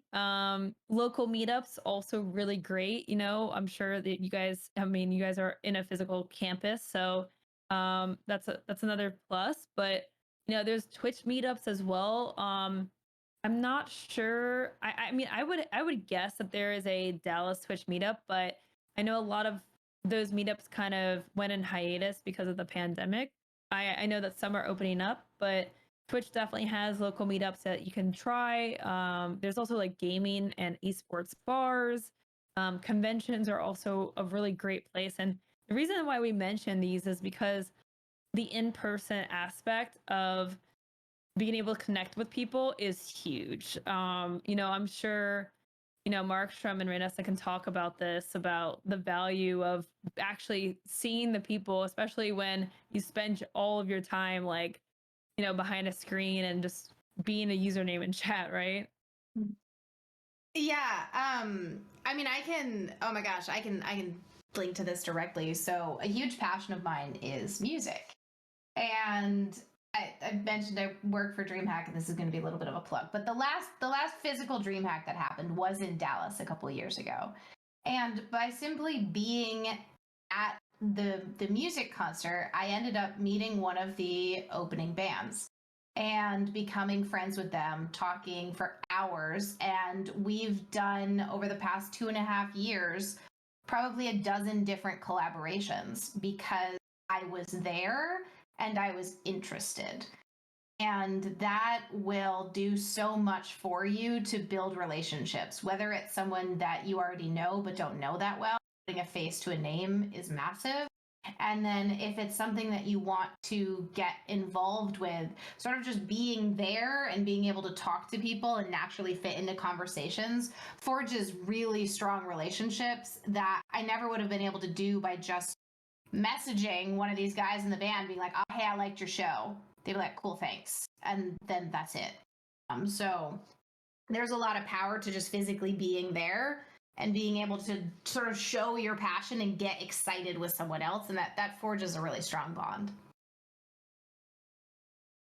Yeah, I definitely agree. I think it's also twofold. I kind of work conventions both ways, in the sense that it's one of the strongest opportunities to meet up with the people that are there tuning into you every single day. It makes all the difference to be able to make their acquaintance in person and to be able to enjoy the convention space with them. It's a phenomenal experience, and by far one of my favorite things to do as a broadcaster is to hit these cons and put a face to a name, and share a drink. It's really nice. The other side of it is you never know who you're going to meet. A lot of the actual networking comes in a much more natural space usually, not necessarily on a convention floor, but usually out at a restaurant or at a bar, throughout the weekend. And I actually have a sponsorship that I will be announcing on Monday, with a company whose CEO I met 4 or 5 years ago now. Just randomly, rooftop bar, got to talking, had established a phenomenal relationship, and now it's coming to fruition for something that's I'm really excited about. So you just never know, how these conventions can go. Definitely. Yeah, you definitely don't know who you're going to run into, that's for sure. So we have the exit survey that's been posted in the voice chat. So feel free to check that out if you want to help us basically make these events better. If you enjoyed them, what you liked, what you didn't like, anything we can improve. And also you can win a streamer starter pack. So we're going to be giving away 3 of those to the people who fill out that survey. It's super quick, super easy, super straightforward. So definitely take a minute to fill that out when you can. So now we'll get to any questions that you guys have about anything we talked about today. especially that would be awesome. Anything that we can clear up or even talk more about, because there was a lot of material here, and we definitely couldn't have covered everything. So with that, I don't think we have, actually I think we did have a question. We actually did have some questions earlier. We had a question basically saying, what do you think of streaming on YouTube rather than Twitch for the organic discoverability?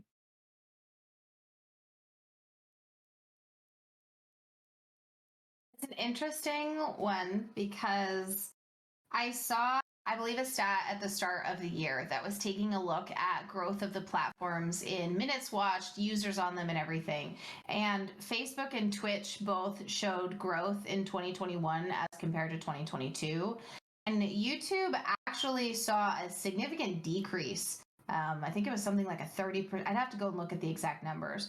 But YouTube actually showed a decrease in live stream gaming viewership, despite the big Tim the Tatman signing and I think Lupo and a couple others. They had huge creators move over and they didn't see massive increases. There could be confounding factors like they lost an esports broadcast from their platform.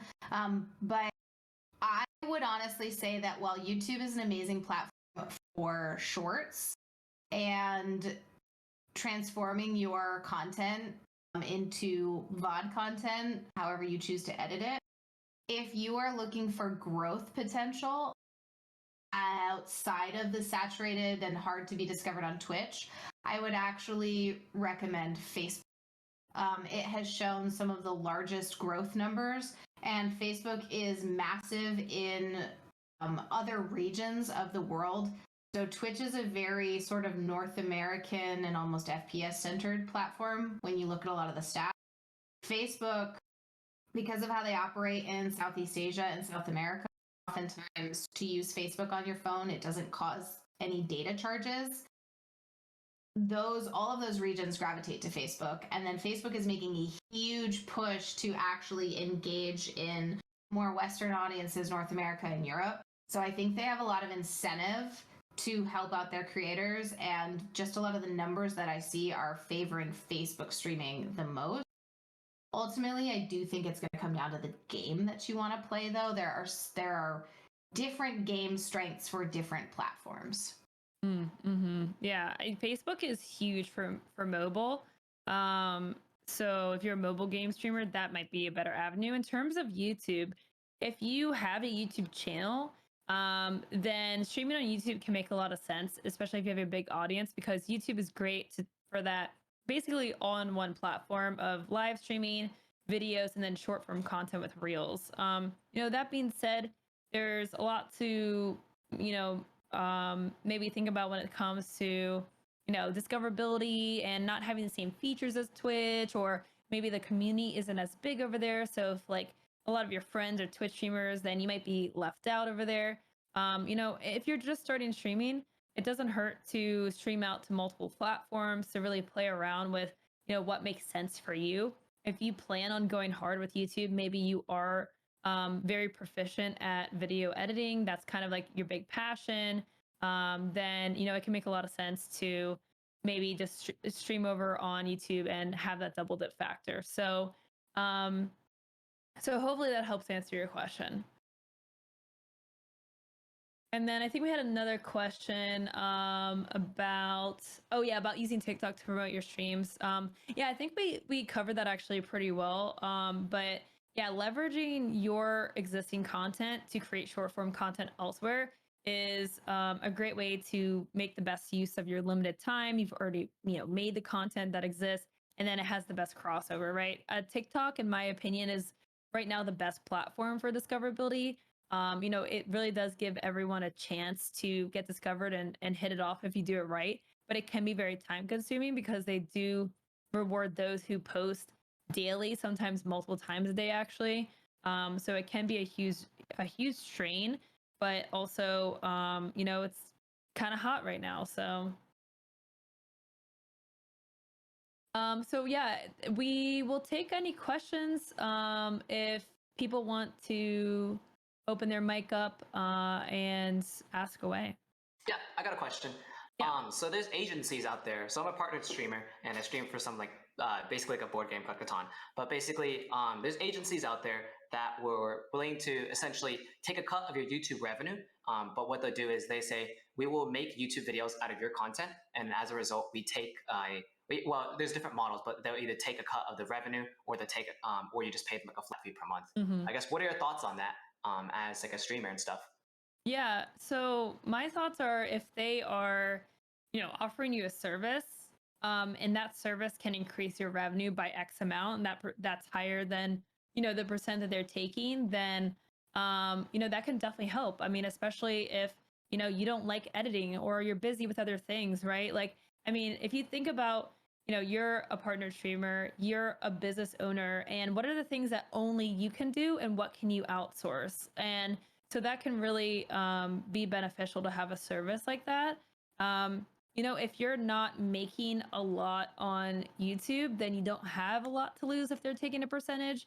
But if you are making a lot, then you can probably afford to just hire an editor and maybe negotiate with them. I do think that it's fair to, even if you're just working with one-on-one with an editor, to like offer a percentage of rev, because that's motivating them to make the best YouTube content as possible, right? Like, there's that extra incentive of, okay, well, if these do well, if I can do well, then, I make more money, right? So it really depends on the percentage, and, what you're gaining out of that. That's my opinion on it. My advice on that front, just briefly, also is that if you can avoid signing a contract with one of these, corporations that are trying to do this for you as a service, I would definitely, advise you to avoid that. That being said, I think it's worth all the extra effort to find someone who you trust, who has the skills, who also potentially, you never know who's in your community, but the value of having someone from my community be, that person for me or multiple people is hugely beneficial. Just their familiarity with your content means everything. If they're going to be able to produce, a piece of you in the best light possible, it makes a huge difference. And I worry that a lot of these people who are reaching out to you on that front are going to use some sort of AI based, highlight generator, so to speak, and then push that out as a video and then take your ad rev. And then it's something that you're potentially stuck in. So just a word of warning on that front. For sure. Yeah. I mean, definitely look at their proof of work and just make sure you don't sign a contract that like would screw you over, that locks you in. Like, there's a way to get out. And then, I mean, yeah, you should be good. I would say that with agencies too. Yeah. I love my agent because she has never mandated exclusivity. She has said, listen, we have deals come to us. I want you on the roster. I'll include you in those deals. Anything you handle on your own, you're free to handle on your own or route through us. If I route through her, they get their percentage. If I handle it on my own, they don't. And I really appreciated that flexibility. And it's something that I strongly advise as well, unless it's like a huge agency. And there's 3 or 4 that are pretty big. Those ones might ask for some form of exclusivity, but any agency that doesn't allow you to handle your own deals, there's a really good example when Tfue and FaZe were going through sort of the blow up. If you read his actual contract, any deal that he handled on his own, FaZe was still entitled to, I think, 50% of it.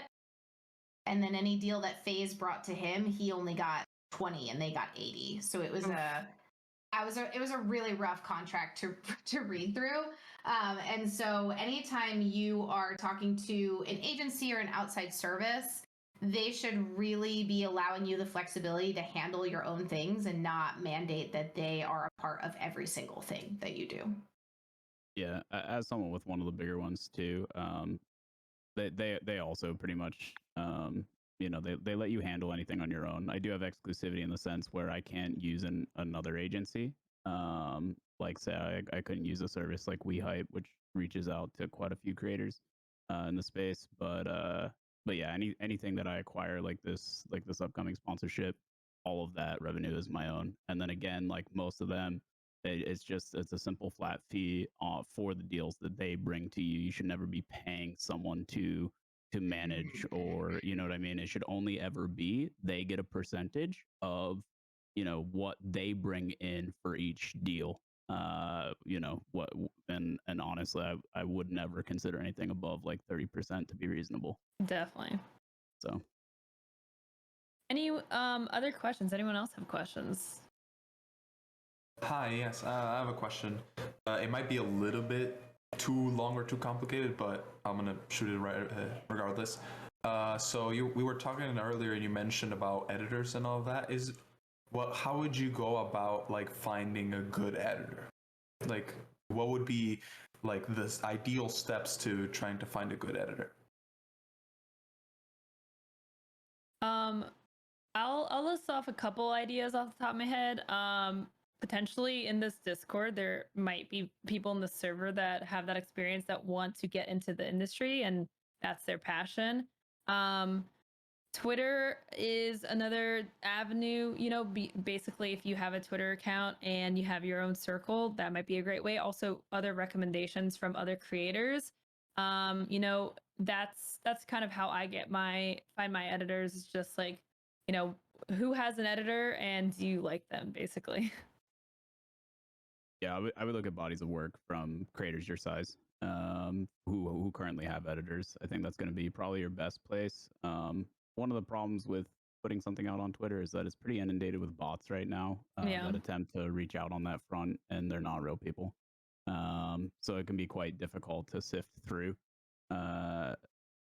That being said, again, I mentioned, I don't know like what size community that you currently have, but to potentially find someone who's familiar with your content again can be really awesome and yield great dividends for the actual content that they put out.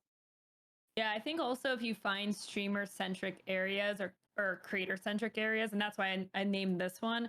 But we also have the Streamer Square Discord. That's another great place because it's all creators and graphic designers and editors, right? So they're all kind of in the industry and know it pretty well. So and also like reaching out to your community, like I think Markstrom said earlier, you don't know like maybe who has that skill or who has that interest to help you out. Okay, thanks. Yeah, no problem. Anyone else have questions?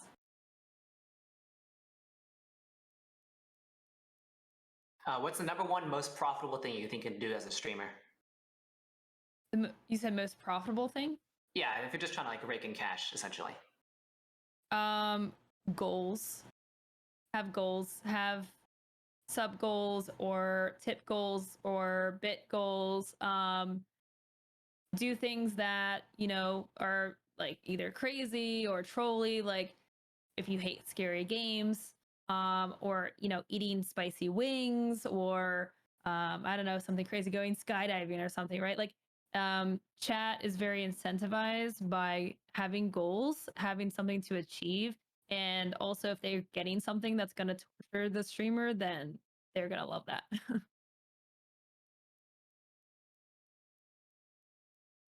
Yeah, I completely reflect that. I pretty much utilize all the same general ideas.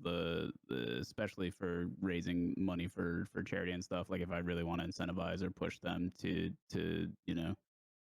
be generous on that front, then it's any goal that I can think of that puts me in a negative disposition. They're super stoked about. So the most recent, one of the more recent ones was I dressed up as Shrek, did face paint, and did a hot tub stream as Shrek. So that was obviously something I wasn't super enthused about. And now they have, clips and content of that for the rest of eternity. So it is what it is, but it was for a good cause. Amazing. I have sound alerts that one of the big things on my stream is I never want people to feel like if they don't have money, they can't participate. So any activation that I do has a mixture of channel points that can be used to activate certain things, but then also paid opportunities. This is also going to end up being profitable for you in the long run, because if you have a hardcore regular who doesn't have a lot of money, but they're always there, so they have a lot of channel points, they will do things. And other viewers who maybe have money, but not as much time, will want to do it as well. So they will pay to use bits to do it. So one of mine is I have sound alerts that are different sound bites that I have yelled over the past 8 years that have become iconic, and my viewers use them basically for jump scares for me. And so some of those are activated by channel points and some of them are bits. And I make more money off of those sound alerts than I do from subscribers. It is unbelievable the fights that people will get in using bit donations, $1 to $5 at a time to activate these sound alerts. So it's also about finding your brand, right? Like Markstrom was saying, things that you hate or things that are iconic about you, and then finding a way to let people mess with you through those things. It ends up being particularly profitable. It's Definitely. a great point. It has to be, something creative and something that stems from you and your channel culture that, is a constant battle to create and make unique and meaningful. And as long as your goals or your incentives exist within that, then they'll never feel weird to put out to your community. Definitely. Super well said. All right. So we're going to, if I can find my mouse, we're going to wrap up with doing some shout outs. And then again, that exit survey, I forgot that it also include, I think it might include some Red Bull too.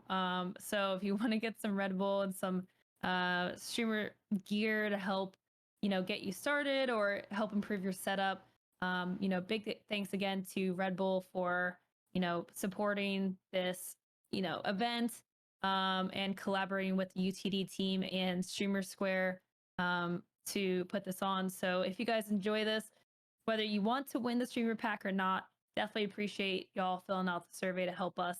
And maybe we'll be back. So without further ado, Renessa, if you want to lead us off with telling us where we can find you and what you're up to next. Awesome. Thank you. So it's Renessa Gaming on just about every single platform other than Twitch, where I get to just be Renessa. It's great. And you are going to find probably a lot of music related things in the near future, because I'm super into metalcore and hard rock and finding those mid to low tier bands, especially the ones that create music for Twitch content creators. That has been a huge passion of mine recently, is to fill out DMCA playlists that are not lo-fi EDM. And so that's what you're going to see a lot from me in the next few months is a lot of music related things. And I will also be at DreamHack Dallas in June, which I'm super excited about because it's my first convention back after a very long hiatus, and I am thrilled for that. And I will say, if you are looking for networking opportunities or ways to get involved or looking to learn about anything there, one of our huge focuses is collegiate. And I'm super happy to point you in the right direction and help find you resources at basically a local convention. Awesome. Markstrom, what about you? So I too am at Markstrom TV on everything other than Twitch, where I am just Markstrom. Go live 06:30 Eastern, 6 days a week, every day but Saturday. So if you ever need someone to have some coffee with, I'll be there. And if you have any further questions, I'm always happy to answer questions in chat related to streaming. I pretty much do that on the fly throughout all day, every day. So happy to do it if you think of anything in the future and you want to pick my brain. Sweet. And I'm Lowco. I'm the CEO of Streamer Square. And you can find me on Lowco TV at Twitter or, Lowco on Twitch. I also